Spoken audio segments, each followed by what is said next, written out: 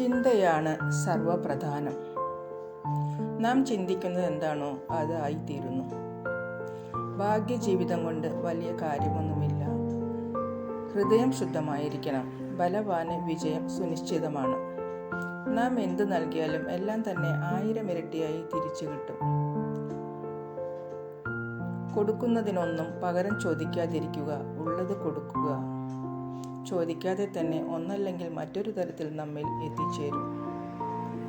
നമ്മുടെ ശ്രദ്ധ ഒരിക്കലും അതിനെ ചുറ്റിപ്പറ്റിയാവരുത്.